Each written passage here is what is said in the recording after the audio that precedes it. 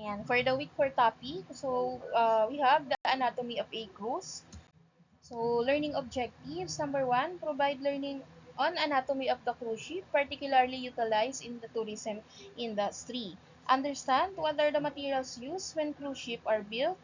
3. Gain knowledge on the classification by criteria of a ship. And lastly, discuss the cruise ship styles and their differences. So, yan. So, cruise ship styles and differences. So, yan nga, sabi ko dito, over 350 cruise ships, yan, as of now, around the world. Ayan, magkakaiba ang sizes, types ng mga cruise ship and other vessels. So, under one cruise line company, so, marami silang cruise ship, iba-iba ang design. So, interior and exterior design, iba-iba yung style ng amenities, ayan, and facilities doon sa mga different cruise ship. So, first type ng ship is the classic ocean liner. So, the classic ocean liner epitomize the first golden age of cruising, primarily used for transatlantic crossings or world voyage. And mostly built before 1970, they are sleek, streamlined, and built to knife their way through an open ocean wave. So this ship has a limited leisure activities and basic cabin. So ayun nga, si classic ocean liner, so sabi dito, they represent the golden age ng cruising. So, ang focus ko nito is more on transportation than a luxury. So, dun sa, it was early generation ng mga passenger ship. So, na ang purpose is for transportation ng passenger and for transportation ng mga products, yan, mga cargo. So, yan, yung naunang ocean liners daw was built before the 1970. So, it was designed yan, for transatlantic crossing or yan, around the world yung travel. So, ng mga different ocean liner. So, yung design features niya daw po, sabi diyan, sleek and streamlined. So, and built to knife their way through sa ocean wave. So, kumbaga, para po siyang knife na kayang hatiin yung wave. So, ganun yung design niya, flexible. Ayan, na kahit anong ocean wave. So, ayun, safe po siya itong ocean liner. Kasi nga, it was designed to prioritize yung stability and endurance nun. Dahil maraming karga, aside sa passenger, di ba may cargo. So, dapat stable po siya and ayun nga, flexible sa mga alon. So, hindi po siya kagaya ng cruise ship na ayan, for travel and leisure yung kanyang purpose. So, it is for transportation. So, sabi dito, this ship has a limited leisure facility and basic cabin. So, ayun, basic lang po yung mga cabins, yung mga room type dito.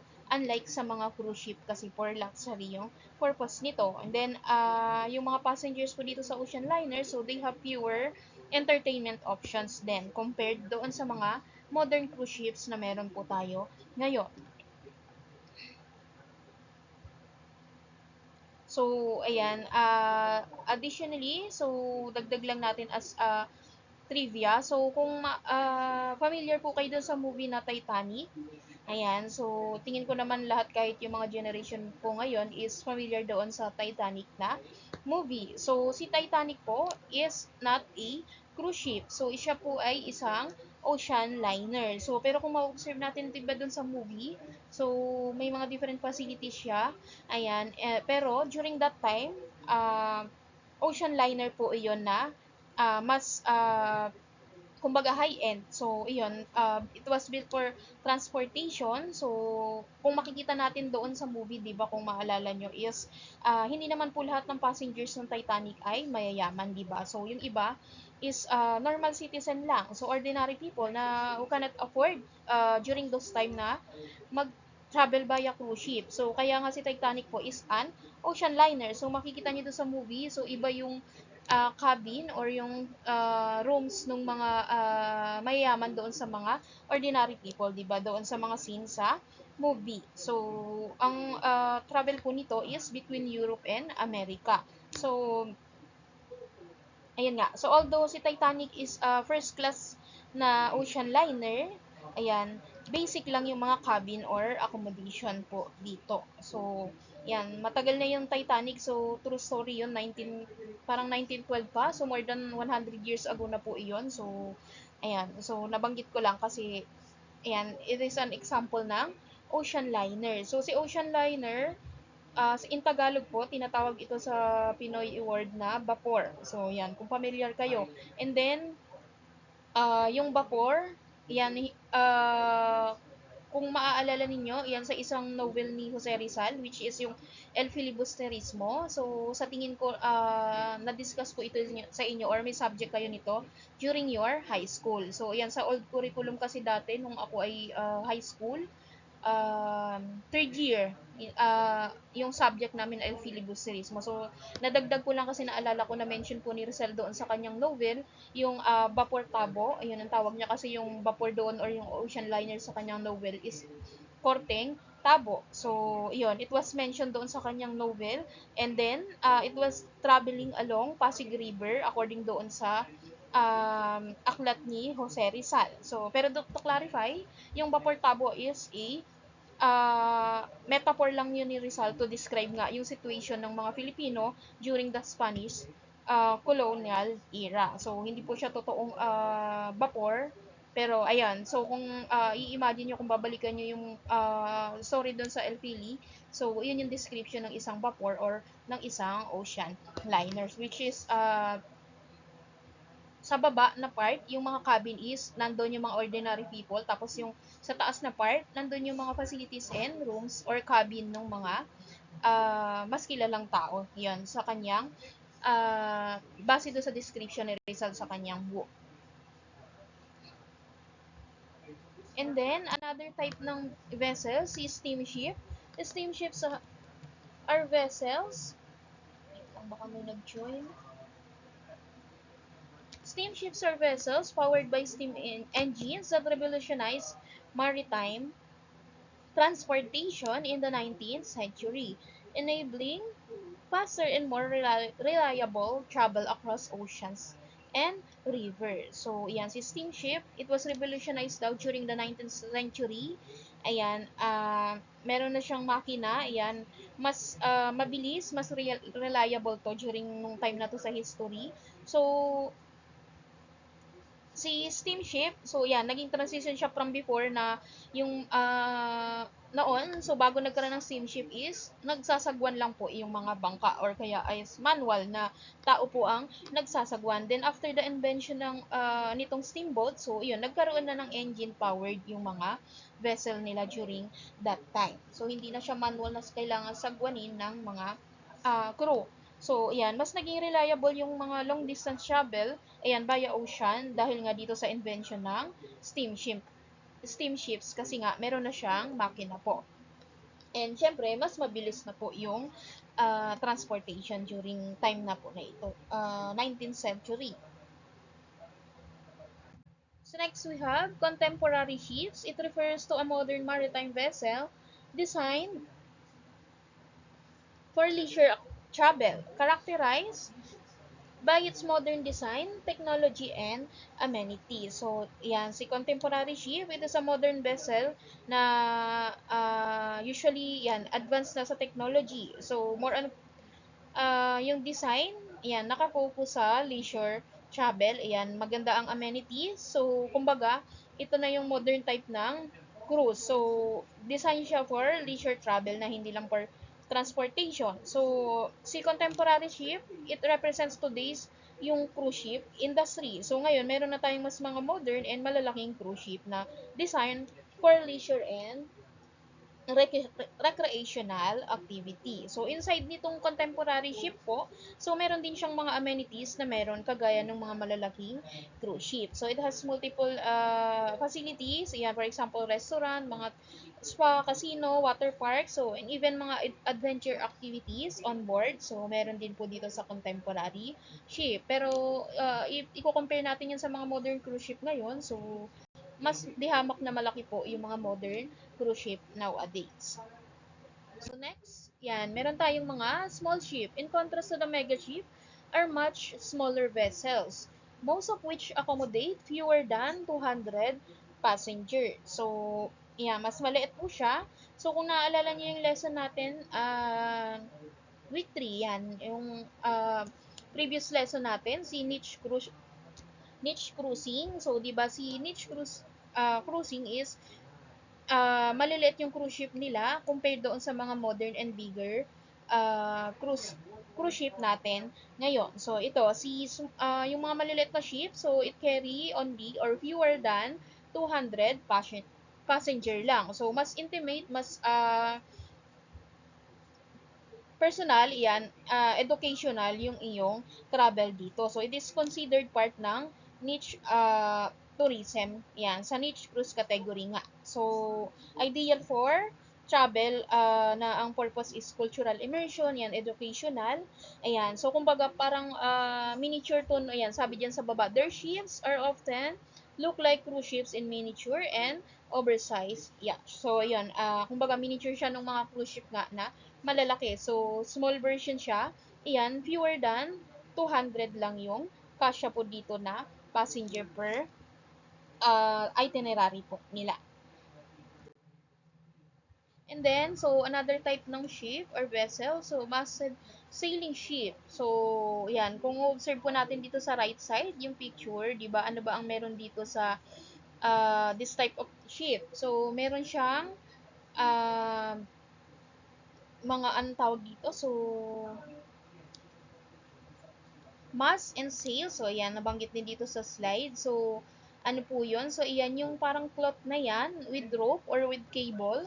So, ano ba ang purpose po niyan? So, ang purpose po niyan is to gather yung wind.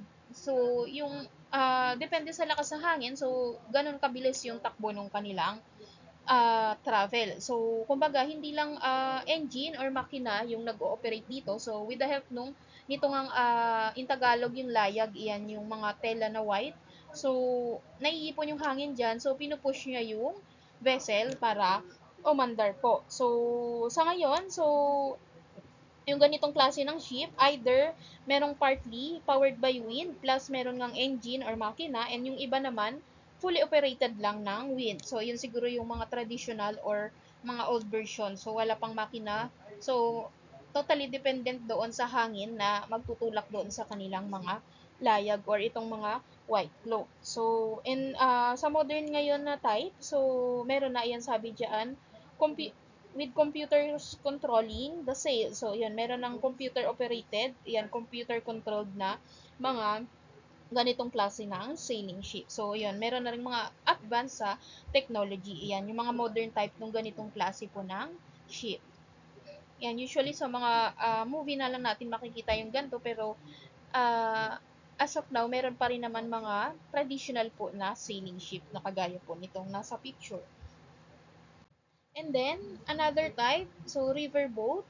Another time machine to the past is the riverboat or known as paddle wheeler. So, bakit paddle wheeler po kaya yung tawag sa kanya? So, kung i-observe po natin dito sa picture, so it has wheels, ayan, either sa front or sa back ng boat na ito or kaya naman both side, left and right, meron siyang side wheel. Ayan, na ginagamit para to control, ayan, to operate yung ganitong klase ng vessel. So, ayan, known as river boat. So, it was invented 19th century din po after nung kanina, 'di ba meron yung steamboat. So after po noon, ayan, na-invento itong river boat. So it was common yan sabi diyan sa America, Great River. So common po yung river boat sa US. Ayan. Especially doon sa kanilang Mississippi River. Ayan, kung familiar po kayo doon. So ayan po, usually, yan, yung mga river boats for tourists, yan, doon po natin makikita sa Mississippi River, yan, yung sinasakyan ng mga tourists po doon na nagta-travel, yan, around noong kanilang Mississippi River. So, this vessel permits passengers to experience America's great rivers in a style memorialized in the works of Mark Twain. So, na-mention po dito yan sa babang part nitong statement si Mark Twain. So, who is Mark Twain ba? So, he is an American writer, publisher po. So, kung familiar kayo doon sa novel and naging cartoons po siya dati, yung Adventure of Tom Sawyer. Ayan. So, hindi ko sure kung familiar pa po kayo dito sa novel or cartoon na ito. Ayan. sikat ito during 80s and 90s eh. Ayan. So, yung mga batang 90s, so favorite ito si Tom Sawyer. So, ayan, doon kasi sa story ng novel ni Tom Sawyer, so Tom Sawyer and his friends is nakatira near doon sa Mississippi River town. So, yan, part ng story nila may mga riverboat doon sa Mississippi River. So, kaya na-mention po dito yan sa part nitong slide. Ayan, sa riverboat. And then, so ayan, another type ng vessel is barge. Barge are the simplest form of floating vessels and they are used for wide variety of purposes. So from general purpose cargo carriage to heavy lifting of structures such as offshore platform. So ayan, barge. So flat bottom vessel po ito. Ayan, nakikita naman natin sa photo na ang purpose mainly is for cargo transport. So ginagamit po siya for transportation ng mga bulk and mabibigat na cargo. So, kung i-observe natin sa photo, so it has simple and minimal design lang po. Kasi nga, for the cargo transport lang naman po siya, hindi po siya for leisure travel. So, in the Philippines, so meron po tayong mga ganitong klase ng vessel, iyan yung barge. So, ginagamit usually for inter-island cargo transport. So, yan, especially sa mga provinces po dito sa Pilipinas. So, it is used to transport yung mga malalaking cargo, mga heavy equipment, kahit mga malalaking truck. So, kaya pong ikarga dito yan. Kung makikita nyo sa photo, ayun nga, merong car. And then, kung ano-anong mga construction materials, yan na ginagamit doon sa mga infrastructure projects sa mga other island or provinces. Ayan, sa Europe, so sa European country, so yung ibang mga barge po nila, they converted into a floating hotel. So, yun, ganun ka-innovative po yung mga European country. So, imagine, for cargo lang ang purpose po ng barge. So, sa kanila, they converted it into floating hotels or restaurants, ayan, for to attract tourists. Ayan. So, ganun ka-innovative po yung mga European countries yan when it comes nga dun sa tourism industry. So, another type is the multipurpose ship or known as MPP ship. So, ayan, kung i-observe niyo po sa picture, ayan, malalaking cargo yung dala niya. So, even mga parts ng infrastructure ng mga bakal, so, ayan, kaya niya pong ikarga dito. So, yung maximum weight na kaya nito is, syempre, yan, mga heavy and oversized item. Even mga machinery vehicles, yan, project cargo, yan, sabi po dito sa slide. So, kayang ikarga po dito. So, yan, parang kagaya din siya ni barge kanina. So, it is designed to carry ng iba't ibang klase ng cargo, yan, including nga yung mga oversized na machinery and, yan, equipment, mga vehicles. Yan. So, next, ulit, audible na. Thank you. Yan, pasensya na interrupt yung aking internet. Parang umulan kasi ata. So, ayan again. So, another type ng vessel is si bangka. So, traditional boat. So, sabi ko nga kanina, traditional Filipino boat, ayan, na ginagamit for short distance travel via ocean. So, syempre, mas affordable po ito compare doon sa ating mga cruise ship na malalaki, ayan, mga larger vessel, kasi mostly naman ng bangka is gawa sa kahoy or plywood or mga wooden materials, ayan. And then, dyan sa photo, di ba, may dalawang guide siya sa gilid or yung tawag katig, both sides, para hindi tumaob yung bangka. Pero di ba, meron ding mga type ng bangka na yung maliliit na walang katig, yung usually flat. Pero itong ganitong type ng bangka, yan, yung merong ano, katig sa magkabilang side. So, ginagamit to for transportation nga sa ocean kasi yan, flexible siya doon sa mga minimal waves sa dagat. And syempre, pagka masama panahon, so hindi naman ideal na mag-travel via ng boat or bangka. So, it is often referred as water taxi. So, compared to doon sa taxi, yan, yung vehicle land-based, si bangka. So, ginagamit nga for transportation, usually short distances. Yan, mostly sa mga provinces po dito sa Pilipinas, yan, makakakita tayo ng mga bangka. And sa mga tourist destination, ayan, especially sa mga beach, islands, ayan, meron pong mga bangka, usually iba-iba yung size. Ayan, minsan mas malaki pa dito sa photo, lalo na pag mga tourist boat yan. Ayan, with tour guide. So, doon sa mga inter-island or yung mga island hopping na itinerary for Tori. So, yan. Sabi ko kanina again, bangka is part ng Philippine culture and tradition. So, dito sa Pilipinas, hindi lang po natin siya ginagamit for transportation and tourists. So, ginagamit din siya ng mga local fishermen. Ayan, sa kanilang hanap buhay. So, yan, lalo na sa mga provinces. So, ayan, naalala ko before, nung aking childhood, yan, elementary days, ang aking province kasi is Palawan. So, ayun, maraming bangka po doon. And before, ayan, nung elementary days ko nga, is, yung parents ko, yun, may mga bangka kami for rental.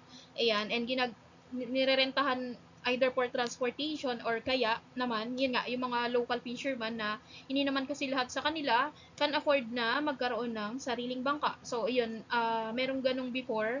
Hanggang ngayon naman, yan, nagpaparenta ng mga bangka nila, ayun nga, para sa hanap buhay ng mga local fisherman. So, ayun, may ilang kami bangka before na pinaparentahan, which is, ayun ang naging source of income ng parents ko before during elementary ko hanggang second year high school ata. Yan, before. So, hanggang ngayon naman, so sa mga provinces may mga bangka. So, even ako po, dahil nga ayan, laki ako ng Palawan before, so, marunong ako mag-drive ng bangka. So, pero syempre, iyon, mga short distances na travel. So, ibang usapan na yung pagbalayo, syempre. So, kailangan na is professional yung mag-ooperate nung mga bangka. So, yan, type din ng vessel. So, next.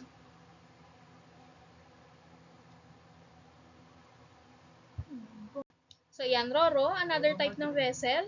So, known as roll-on and roll-off ferry. So, yun kaya tinawag po siyang Roro. So, ibig sabihin roll-on and roll-off ferries. These large ferries are designed to accommodate both passengers and vehicles, making them versatile for short to medium distances.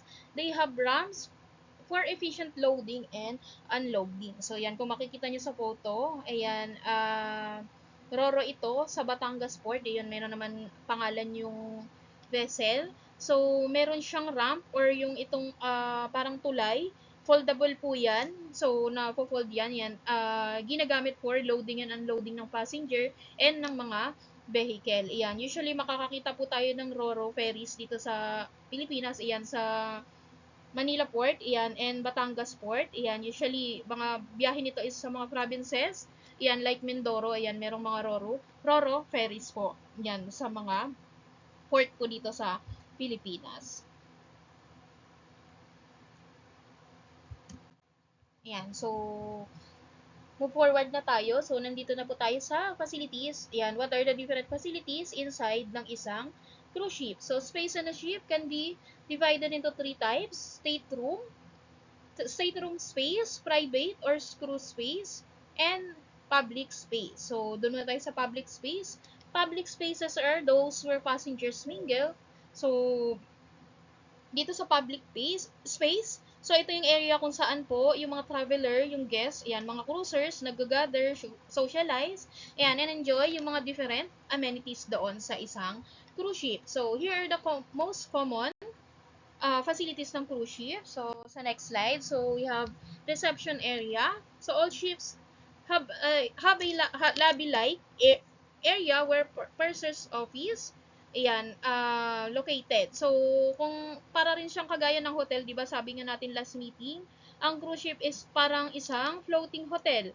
Ayan, so may reception area din like hotel. So, equivalent siya dun sa front desk or hotel lobby nga ng isang land-based hotel. So, kung saan yung mga passenger, ayan, yung mga inquiries nila, billing, ayan, onboard services, so dito sa reception area po. So, assist sila ng mga receptionist. So, dito sa bandang babang statement, sabi diyan, on newer ships, the reception area may be in a multi-story space called an atrium. So, yun, sa isang cruise ship, lalo na yung mga modern cruise ship po ngayon, ayan, meron silang tinatawag na atrium. So, makikita ito usually sa center part nung public space. So, pagpasok pa lang nung cruisers doon sa cruise ship, so makikita na nila agad ito, and then it is intentionally designed na to attract, yan, ma-impress yung traveler para pagpasok pa lang po nila doon sa entrance pa lang ng cruise ship. So, ang ganda na nung design, interior design nung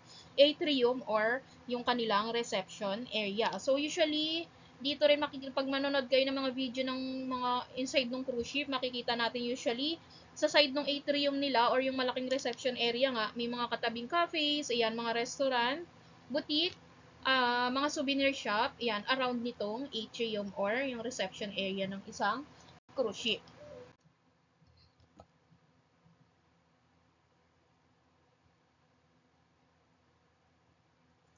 Ayan, so another facility, so syempre pool area. So the pool area, majority of ships today have one or more swimming pools, perhaps with jacuzzis nearby. So these pools aren't usually very big, however, imagine how much such a volume of water weight. So ayan, isa sa pinaka-essential na facility, yan nga, sa isang cruise ship is syempre yung swimming pool to complete yung experience ng isang cruiser.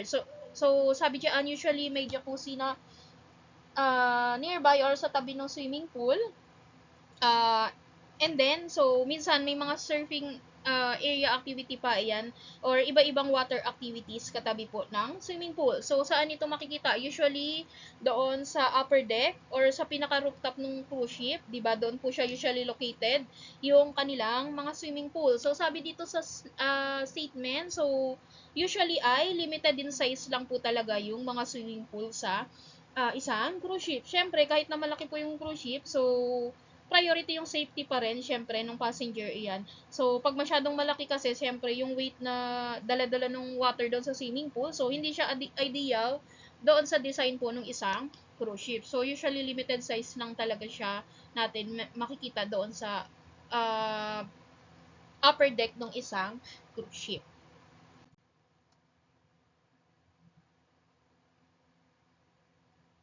So, next, dining room. So the dining room, guests eats here and often breakfast and lunch as well. Larger ships typically feature several main dining room. So, syempre yan, importante na itong dining room. Syempre dito, usually yan, public space din ng cruiser. So, typically dito kakain si guest, ayan, si cruiser.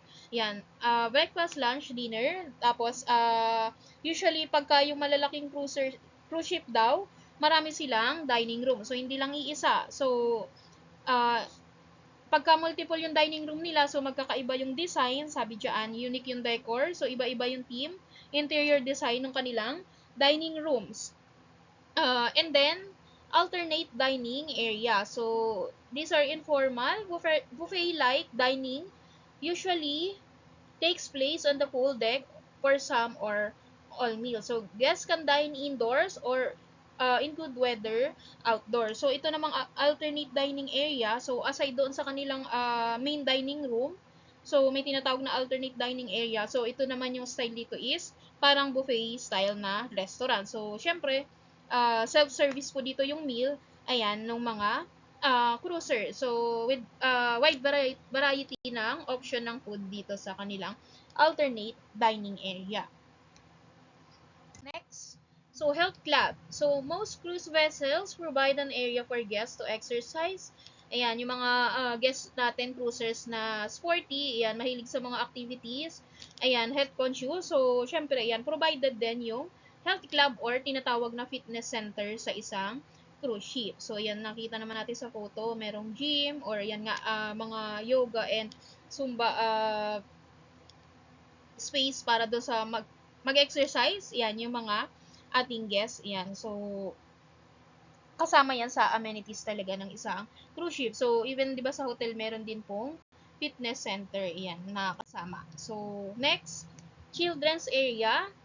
So, family cruise vacations have become important for many cruise lines. So, facilities for children usually supervised by specially trained staff. So, ayan, syempre mahalaga na merong children's area, ayan, entertainment para doon sa mga children, di ba? Dahil nga sabi natin doon sa previous lesson, ang cruise lines is ideal for family vacation. So, ayan, very essential na merong facilities, ayan, for children. So, kids can play have fun dun sa mga activities dito sa children's area. So, usually, supervise sila ng mga trained staff na kayang mag-handle or mag-alaga ng mga different age ng mga children, di ba? If you remember do sa week 2 natin, yung 5 biggest cruise line, si Disney Cruise Line, di ba, sabi natin is known for their character themed na mga cruise ship. So, ideal siya for family vacation kasi nga usually yung mga Disney cruise line, cruise ship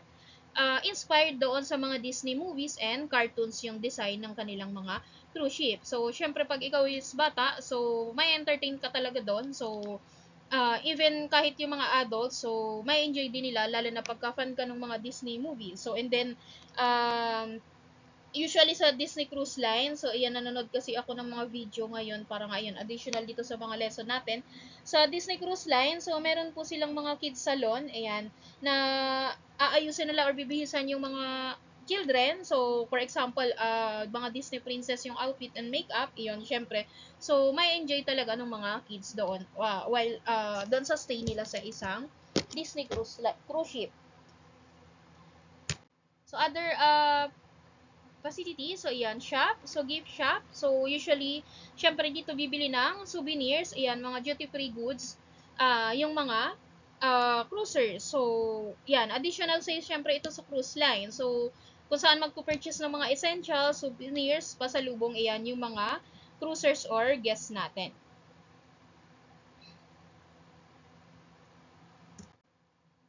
So, syempre, meron din pong medical facility inside ng cruise ship. So, maritime law requires any vessels that carries more than 100 passengers to have a physician on board. So, ayun, according under sa maritime law, so, nire-require po na magkaroon yung mga bigger ship with more than 100 passengers na meron pong medical facility on board. So, syempre, with healthcare professionals na kasama, yan, may mga doctors, nurses, to provide yung medical needs ng mga cruisers. So,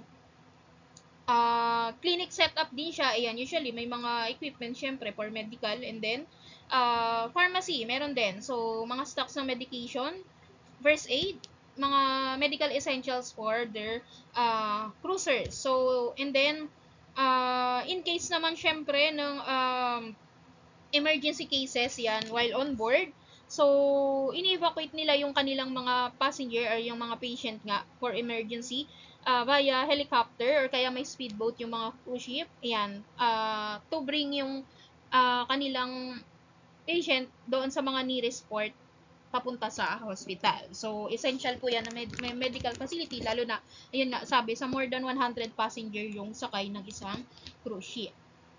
Yan, kasama yan sa dapat i-comply ng mga cruise line yan bago sila mag-operate. So, next, movie theater. So, ayan, makikita naman natin sa photo. So, like, nung mga cinema sa mga mall. So, ayan, one of entertainment facility rin sa cruise ship. So, ayan, it has comfortable seat.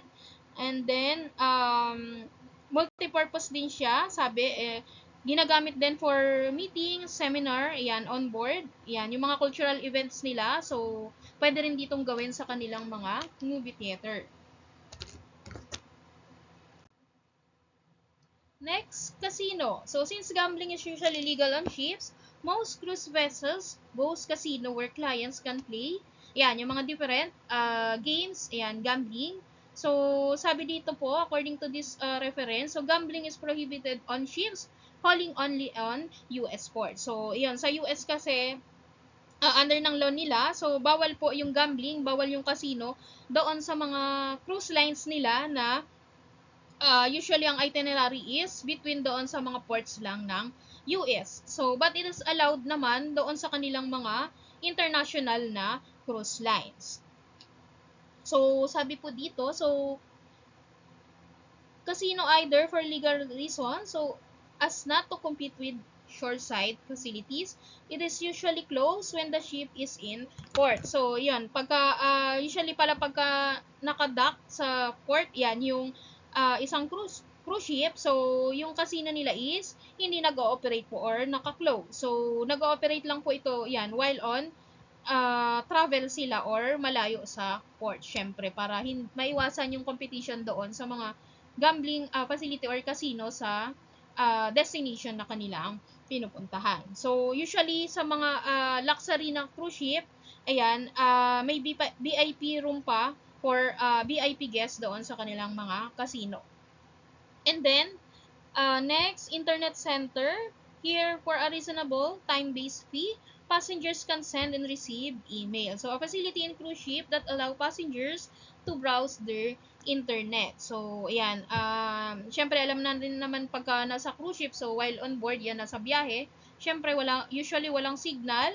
So, ayan, merong internet center or internet cafe yan inside na cruise ship. So, syempre, naka-time base yun.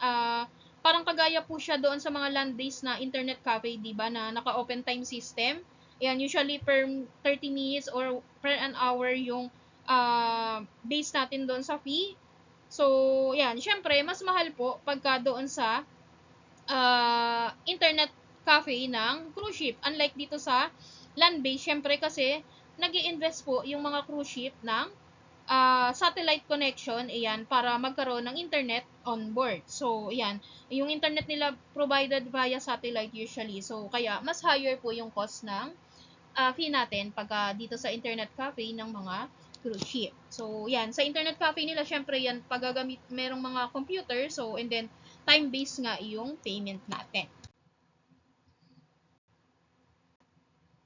Next, staterooms. A stateroom on a cruise ship is essentially your cabin or private accommodation during the voyage. So it's similar to a hotel room but designed for life at sea. So cruise ships typically have thousands of staterooms ranging from compact interior cabins to luxurious suites. So yan, so stateroom, so ito yung private cabin or yung room kung saan syempre magre-rest or matutulog si cruiser. So yan yung private space niya. So parang kagaya rin syempre sa hotel na ayan, yung cabin or yung room, iba-iba yung type. So, from basic to luxury, ayan, yung design. So, depende doon sa preference and budget syempre ng ating cruiser. So, merong mga staterooms na compact yung design, ayan. Meron din namang mas malalaki na type ng stateroom. So, ayan, for example, yung interior cabin, so ito usually yung mga walang windows na klase ng room or cabin. So, usually, ito yung budget friendly. Ayan, designed lang talaga for sleeping and mag-rest si cruiser. So, meron din naman is yung ocean view cabin. So, dito po may window. So, yung view, syempre, natural light and yung ocean view. So, syempre, mas mahal po ito kumpara doon sa cabin na walang windows. And then, meron din namang cabin with balcony. Ayan, may veranda ka doon. So, pwede kang lumabas so, to enjoy the view nung dagat. Ayan, nung scenery. Ayan. And then, yung mga stateroom na for luxury. So, yung mas malalaki. And then, usually may separate na living room doon sa kanyang room. So, usually ito yung mas premium yung service. Ayan. So, mas mahal syempre yung rate nito kumpara doon sa ibang type ng cabin. So next, deck plan. Deck plan on a cruise is essentially a detailed map or blueprint of the ship's layout. It shows you what's located on each deck of the vessel, helping passengers and crew navigate the ship. So, yan, yung deck plan, ano po ba to? Ito yung directory map ng cruise ship. So, for example, kagaya 'di ba sa mall, ayan, may makikita tayong yung widescreen, yung mall directory. So, kung saan makikita mo doon yung direction ng mga different shops. Ayan. So, sa cruise ship, meron din pong directory map or yan nga, ang tawag ay deck line. So, deck plan. So, para doon sa direction sa mga amenities, facilities, for the convenience ng cruiser. So, hindi ka maliligaw. So, merong deck plan po na as guide doon sa direction. So, lalo na sa mga malalaking cruise ship. So, what deck plans shows? So, ano-ano ba yung mga naka-indicate or dapat naka-indicate doon sa deck plan ng cruise ship? So, syempre, yung mga stateroom, saan ang location nito? Ayan, interior, ocean view, balcony cabin, seats, and usually color-coded. Ayan, by category. Ayan, kagaya dito sa photo, sa right side. color-coded po yung mga cabin, ayan, para madaling ma-identify ng mga cruiser. So, ano pa makikita natin sa deck plan? So, ayan, yung mga public area, kung nasaan yung mga restaurants, theaters, swimming pool, mga spa gym, ayan, mga different public areas facilities. So, merong directory map, yun nga, or yung deck plan. So, service area, yung mga elevator, staircases, mga medical center, guest services. So, dapat naka-indicate din doon, syempre, sa kanilang deck plan. So, to ensure yung safety, accessibility ng mga different facilities sa deck plan. And of course, yung mga special facilities yan, kids club, sports court, ayan, yung mga different facilities and amenities. So, dapat naka-indicate doon sa kanilang deck plan.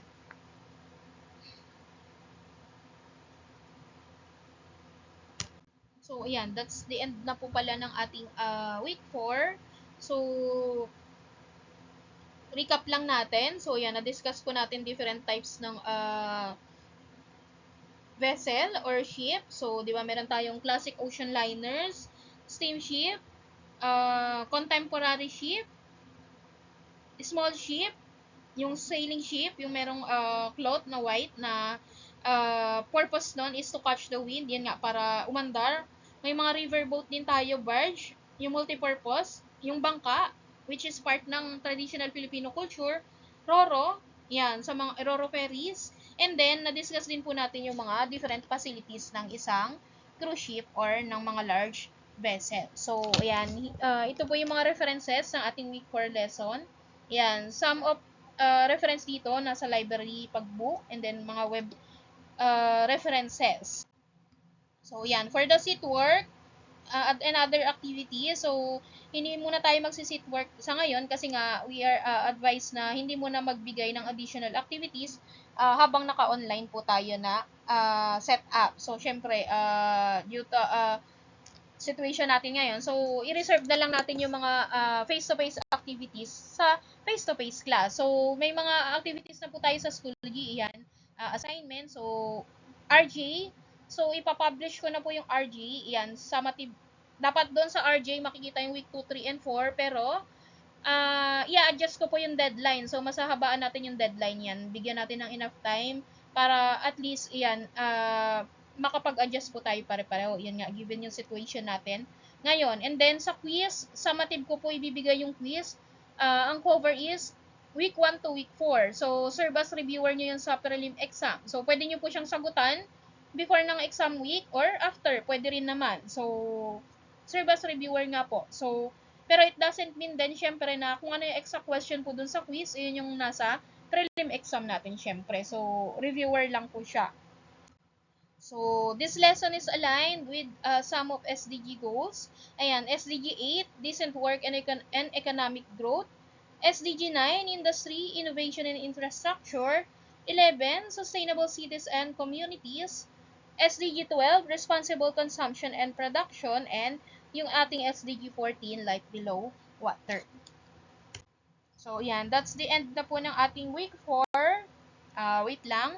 Save ko lang po yung record ko kasi sayang.